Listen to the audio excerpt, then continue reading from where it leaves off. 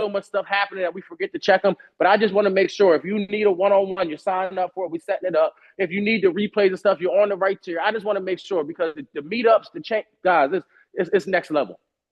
It's next level. So let me not waste any more time, guys. As we jump in today, we know we got the same routine. If you're still laying in your bed, shame on you. Yeah, if you're still just laying there, shame on you. What do we need to do to get you out your bed, to get you into the mirror? Oh, okay, I got it. Somebody told me yesterday. They said I haven't been getting out of my bed, but I have been using my phone camera. I guess that is okay. I just need you to look at yourself. Yeah, I just need to make sure that you're looking at yourself. And before we do this, just jump into the chat for me real quick because I told myself I need to do this chat. Has simple yes or no is what I'm looking for in the chat. Has talking to yourself became easier? Yeah, just drop it into the chat for me. Has talking to yourself became easier? Because I know it's not easy to talk to ourselves. This is why I have you guys get into the mirror instead of just randomly talking. I have you get into the mirror so you can see yourself. You can see your face when you're saying these affirmations. Has talking to yourself became easier? Come on, we got 30 people on this chat. I'm looking for 30 people. 30 people on this call. I'm looking for 30 people in this chat. Yep, as talking to yourself became easier. All right, watch this, guys. Watch the second question. Has the morning affirmations made a difference? Yep, just a simple yes or no. Have the morning affirmations made a difference? Hallelujah. Thank you. I see absolutely yes. Come on. I'm driving. Come on, I see. Hallelujah. This is what I'm talking about, guys. This is what it looks like. I just want to make sure because for some of us haven't been getting up out the bed. Some of us haven't been saying the morning affirmations. We've been acting like we're saying it, but I can promise you, guys, you can cheat all you want, but when the test time shows up, when it's time, when you're going through hell and you need these affirmations, come on, when you're feeling lazy and your discipline just gets you up, it's going to make a difference. And so if you're not in the mirror yet, I just gave you all that time. If you're not in the mirror, I'm just going to assume you just ain't going today. It's okay. Swipe down and get your phone up. But we got the same affirmation. Yep, I will persist. Oh, I'm sorry. I will persist until I succeed. Yeah, I got tired yesterday and I almost stopped, but I reminded myself. I said, I can't just say I'm going to persist and not persist. I can't just tell the community I'm going to persist and not persist. If I said it out my mouth, they're not going to call me a liar. I will persist until I succeed. Come on, just say it out your own mouth. I know somebody is like, man, I've already said this 20 times this month. Yeah, so 21 won't hurt. 21, we're going to say it all month because it has to get integrated into our minds, into our bodies, into our spirit, into our system. Yep, Tavon will persist until he succeeds. Now watch this, guys. Watch this. Watch this, because this one excited me this morning when I wrote it down, because this is what we're talking about today. I will plan my life out. Yeah, that affirmation sounds crazy, right? I will plan my life out. But it's a simple affirmation. I will plan my life out. Yeah, I can't leave my life up to chance. I can't leave my life up to what you want me to do. No, I will plan my life out. God has something specific for me, and if my plan aligns with his plan, my God, what's going to happen? I will plan my life out. Yep, just go ahead and say it to yourself. Go ahead and type it, because what happens is you're not going to call yourself a liar if you say it. Now, guess what we got to do? We got to get to planning. Yeah, we got to get to planning. And just so you guys don't think I forgot, Hebrews chapter 12, verse 2 is still our Bible verse for this week. It's still our Bible verse. Yep, because we're talking about focus. As we kick this thing off, this is our Focus February. So do me a favor, just type focus in the chat and let's get this thing started. Yeah, we said hello to everybody. We got a prayer out the way. We got a morning routine out the way. Let's get this thing started because I'm excited for today. I was doing a case study. Yeah, I was doing a case study. So the way this works, guys, I study successful people. I do. I'm not going to lie to you guys. If somebody becomes successful, I'm always interested. Man, I wonder what he or she did. I wonder if I can do something similar to that in my life, in my area, in my realm, so I can see what happens. And the people that I was studying, I just want to make sure that you guys know who I'm talking about, because if you don't know who I'm talking about, this metaphor, this example might not make sense. So just jump into the chat for me. Do you know who LeBron James is? Just a simple yes. And if you don't know who LeBron is, it's okay. But if you know who LeBron is, yeah, give me a thumbs up, give me a yes, give me something. I got to make sure we know who we're talking about. All right, I see a bunch of yes. Okay. All right, the second person. Do you know who Deion Sanders is? Yeah, do you know who Deion Sanders is?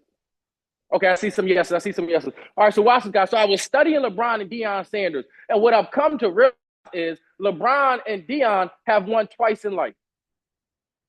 Yep, they have won twice in life. The reason I say, oh my gosh, I only see one person that says they don't know who Deion Sanders is. It's my daughter. Tayana, well, I'll show you Deion Sanders later. Don't worry about it. I got everybody else knows we're okay. So Deion Sanders and LeBron James, they won twice in life, and this is why I started studying them. Because LeBron, they accomplished the goal, right? The goal for LeBron was to make it to the NBA. The goal for Deion Sanders, he made it to the NFL, and he played baseball. And the thing that I love is LeBron's been playing in the league for 20 years. He made it. Deion Sanders played in the NFL, won Super Bowls, retired in the Hall of Fame. He made it. But they didn't stop there. This is why I say they won twice in life. LeBron's son got drafted, plays on the same team as LeBron James. Right? Like, it's crazy to think. His son on the same team as him. Deion Sanders coached both of his sons, and they're about to go to the NFL. So when I began looking at these winners, when I began looking at these people that are crazy successful, I began to realize some similarities that they have. Yeah, I began to realize that success isn't enough. So this is what I want us to do. I want us to focus on something real quick because there's this saying. I read a book while I was in jail, and it's called The 7 Habits of Highly Successful People. And one thing highly successful people do, because I believe in this community, we don't just want to be successful, we want to be highly successful. One of the things they do is begin with the end in mind. Just type that for me. Begin with the end in mind. Begin with the end in mind. Yep. In other words, I won't even start if I can't picture the finish line. Yeah, I won't even begin if I can't see the end. And what happens is some of us start something without seeing the full vision, and then we can't get there because we don't know the steps. Yeah, I'm going to give you guys a secret that I learned. If you can see the end, we can reverse engineer to where we're at. So then we know what we need to get to. Yeah, reverse engineer. That's a big fancy word I learned. But if you can't see the end, it's hard. So I say that to say, I don't think that when LeBron James and Deion Sanders started playing basketball and football, that their goal was just to play basketball and football. I have to believe LeBron knew he wanted to play with his son. I have to believe Deion had a plan. Actually, I know Deion had a plan because he coached his kids in Pop Warner football, and he coached them in high school. Then he went to an HBCU to coach them. Then he went to a bigger school. Like, he had a plan. And when I look at these two highly successful people and I realize the plan they have, I realize some of us don't even have a plan, and we're trying to accomplish some crazy amount of success. So watch this, guys. Watch this, because the first thing I wanted to talk to you about was the vision, right? Begin with the end in mind. So the 3 takeaways I learned from LeBron and Deion Sanders. Number 1, you can only take people to the level you're at. Yeah, you can only take people to the level you're at. So for those of you that have kids, when people say, I'll be like, man, what's your why? Who do you do it for? Everybody says they're kids. I want you to think to yourself, what does that really mean? Because I promise you, this might turn your grind up. But when I say I do it for my kids, what I'm really saying is whatever level I am able to get to, when I hand the baton off, they will be better than I will be. And so I can't give my kids that. I can't give my, really, I really want you to think about this. This is one of the reasons I became an entrepreneur, because if I work for somebody else, I can do an amazing job. That does not guarantee my kids will get a job there. If that boss gets mad at me, that does not guarantee my kids are going to be able to eat. I guarantee that. And so when I say I do stuff for my kids, what I'm really thinking about is when I'm no longer here, how are they going to live? And so I want you to think to yourself, because a lot of times we say we do stuff for our kids. What does that really mean to you? Because you can only take people to the level that you're at. And so if you've never been a millionaire, you're not going to be able to all of a sudden make your kids a millionaire. If you've never been an entrepreneur, you're never going to be able to help your kids be an entrepreneur. And when I say this, I want you guys to think about this, because the fear factor says, I haven't been doing this. I know some of us have big dreams, big visions, big goals, and you haven't been doing it. What I want to do is I want to encourage you, because once you take that step of faith, what you're really doing is you're elevating the people that are coming after you. Yeah, because I went to college. Guess what? Guess what your baseline is? You can't say, oh, nobody in my family goes to college. You can't say that anymore. And so it's time to lock in. So watch this, guys. The second thing that I learned, besides you, who else benefits from your success? Yep, I'll say it again. Besides you, who else benefits from your success? Deion Sanders and LeBron James became so successful, but then you look at their families and the people that are coming after them. Right? The thing that blew my mind, Deion Sanders had kids. He had kids on his football team calling him dad like he was a second dad. Why? Because he was invested and he helped them. LeBron James started a school for kids that ain't even his kids. And if you graduate the school, your parents get an apartment. Who else will benefit from your success? Yep, because again, guys, all this stuff is stuff that should fuel you. All this stuff is stuff that pushes you. Everything that you do is about you. By definition, you're selfish. Yep, and then the third thing, guys, the third thing that blew my mind, because I know for a fact some of us use this as an excuse. Yeah, I gotta look right in your eyes when I say this. LeBron James grew up without a dad in Akron, Ohio. Deion Sanders didn't grow up with a silver spoon. Guys, the third and most important principle I want you to write down. It does not matter how you start. It doesn't. It doesn't. Nobody cares if you grew up without your parents, with one parent, with six parents. Nobody cares if you grew up with a silver spoon or if you grew up broke in a trailer park. Nobody cares. It doesn't matter where you start. And what I want us to do is I want us to eradicate that as an excuse. I want us to eradicate it. So watch this, guys. Watch this, because I'll never forget. Yeah, I'm about to transition here. I'll never forget. I was listening to the shop, LeBron's podcast, and he was talking about all the sacrifices he had to make. Like, I want you guys, I really want to put this in perspective for you guys. Because I know some of you guys, when you was 18, 19, 20, all in your 20s, part of your 30s, it was fun time. LeBron James entered the NBA at the age of 18. They gave a kid millions of dollars. And he started talking about how his college friends would call him talking about the parties. And because he was in the NBA, there was parties he had to miss. There was fun. There was so much he had to sacrifice in order to get to the level he was at, the level he is at. And what I want you to think to yourself, what I want you to do as we really get into this, right? Because the begin with the end in mind, that was just the precursor. But this is where we're really going to get the meat off the bone. Think to yourself, what will it take for you to get to the next level in your life? What will it take?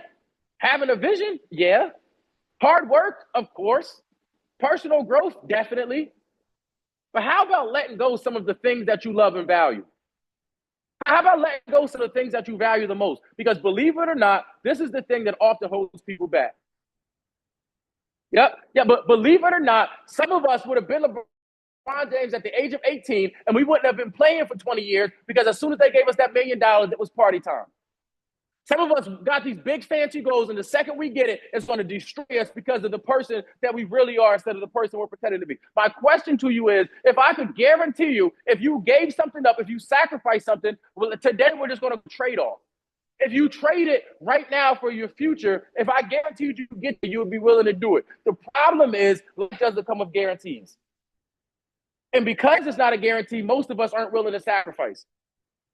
So guys, we're about to jump in, but watch this, because this is what I learned. When you're first starting, it's so easy to sacrifice because you're coming from nothing. If I don't got nothing, it's easy to give up whatever I got. I don't got too much. But once you actually start climbing that ladder of success, the sacrifice becomes a little harder. So watch this, guys. Watch this, because life has many intersections. Right? There's many opportunities to go up or to go down at these intersections. At these intersections, we must make a choice. Yep, and the choice is we can either add something to our life, we can subtract something from our life, or we can exchange something we have or something we don't. Right? The most successful people know when to do one of those three things. So what I want to do for these last couple of minutes, I want to give you guys some tips, some inside information that I learned to help you understand the trade-off so we can start using these trade-offs to our advantage. Does that make sense? I want to start using these trade-offs to our advantage. So I got four things for us, but do me a favor in the chat. Let me just make sure you're still here. Just type trade-off for me in the chat. Trade-off. Yep, you can call it a sacrifice. You can call it an exchange. Today we're going to call it a trade-off. I'm going to trade my current thought process for a new thought process. I'm going to trade my current situation for a new. I'm going to trade it. Yep. So the number one thing that I want to draw our attention to: trade-offs are available to us throughout life. Yeah. I just got to be able to acknowledge that. Unsuccessful people make bad trade-offs. Yep, average people, they make a few trade-offs. Successful people make good trade-offs. Yeah, I'll say it again. Unsuccessful people make bad trade-offs. Average people make a few or a couple trade-offs. Successful people make good trade-offs. Yep. Number two, because at the end, I'm going to give you guys some trade-offs that I decided to make in my life. And I want you to come up with your own list. That's how we're going to make this thing applicable. Number two, we must see trade-offs as opportunities for growth. Yeah, why? We don't always get what we want. We always get what we choose. Yeah, I'll say it again. You don't always get what you want, but you always get what you choose. The question is, what are you choosing? Yeah, if you're choosing to go out today, you're trading fun for today for your grind for tomorrow. If you choose to have a late night, it's cool, have fun. But what does that do for you tomorrow? What are you choosing? You don't get what you want, you get what you choose. Yep. What are the pluses and the minuses of the trade-off? Sometimes we got to think about stuff a little critically. Yep, come on, number three. Trade-offs force us to make difficult personal changes. Yep, somebody's like, oh, shoot. Yeah, I know. Some of us haven't gotten to the next level because we haven't made our changes. Yeah, the difference between where we are and where we want to be is created by the changes we are willing to make in our lives. Yeah, I love telling us stuff that we already know. The difference between where you're at and where you want to go is the change you're not willing to make. Yep, so watch this, guys. Watch this. Change is personal. To change your life, you need to change. Duh. Yeah, I know. I love telling us obvious stuff. Yep, change is personal. To change your life, you must change. Yep, number two, change is possible. Every single person literally can change. Yep, and then watch this. Change is profitable. You'll be rewarded when you change. Yep, I'll say it again. Change is personal. Change is possible. Change is profitable.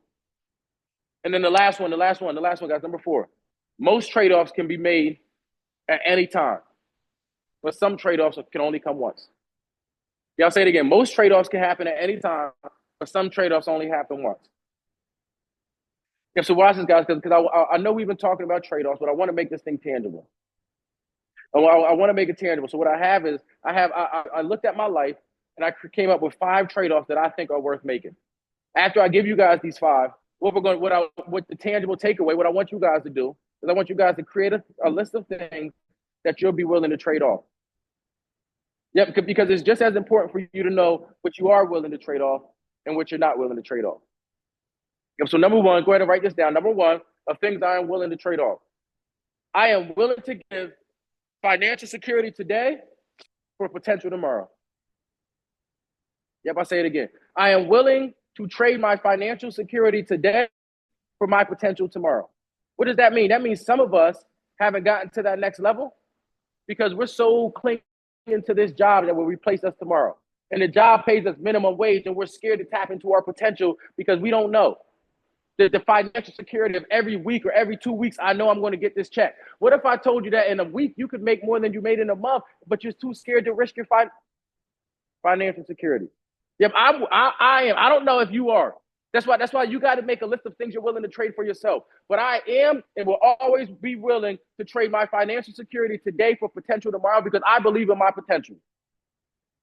Yeah, watch this, guys. Watch this, because now we're talking about growth. Yep, I am willing. Yeah, all these are I statements. I am willing to give up immediate gratification for personal growth. If I say it again, I am willing to give up immediate gratification for personal growth. Yeah, some of us, we haven't been able to grow because everything we ever accomplished, we want it right now. We're not willing to be like LeBron James and wait 20 years. We're not willing to be like Deion Sanders and once our kids grow up, we're not willing to do it. We want it right now. Yep, number 3, I'm willing to give up the fast life for the good life. Yeah, I'm just telling you guys what I was willing to give up. And what I learned is every time you give something up, you give yourself a chance to go up. Yeah, I was willing to give up the fast life for the good life. Yep, come on, I got 2 more for us. Number 4, I'm willing to give up security for significance. Yeah, I know. I just got tired of playing this safe. I just said to myself, if I just say the heck with this, let me just see where God will take me, what's going to happen? Yep, I got tired of playing it safe. And then the last one is probably my favorite one, guys. I'm willing to give up addition for multiplication. If I say it again, I am willing to give up addition for multiplication. As we look at this topic of trade-offs, as we look at the things I just said, what I want you guys to do as we make this thing tangible, I want you to look at your life and I want you to think to yourself, I want you to create a list of things that you're willing to trade off. I'm willing to trade off drinking for saving my money. I'm willing to trade off going out to get an education. I'm willing to trade off hanging out with this girl, this boy to spend more time with my family. What are you willing to trade? Because one thing is for sure, whenever you sacrifice something, whenever you're willing to trade something, you give yourself the opportunity to become better, to go up. So watch this, because this is what I want to land the plane with. When LeBron started his journey, he had a plan. There was a reason he wasn't going out. When Deion Sanders started his journey, he said he doesn't drink, he doesn't smoke, he believes in God. There's a reason. What I want us to do as we establish what we're willing to trade off, I want you to think about what you're not willing to trade off. We're going to call those non-negotiables. Yeah, because our non-negotiables root us, and the things that aren't non-negotiable, we have to be willing to give up so we can go up. And if this, I'm about to land this plane with a quick prayer, guys, but I just want to make sure that this is making sense. If you feel like that you understand what the concept was, just type in the chat for me. Just say, give it up to go up. Give up to go up. Give up to go up. Yep, that's all I need. I just want to see give up to go up. Give up to go. I'm in the chat too. Give up to go up. But it's important. The other thing is, if not, it's okay. It's okay. Just say no so I can make sure. Like I was explaining this to somebody yesterday. If everybody says they get it, then we're good. If nobody gets it, then I have other ways to explain it, guys. Like I do a lot of studying just to make sure that I'm not just explaining something one way. But I want to make sure that we are in a place and space in our life. Come on, I see us in the chat. The chat's shaking. Oh my God, I love it. I see us. I see us. Yeah.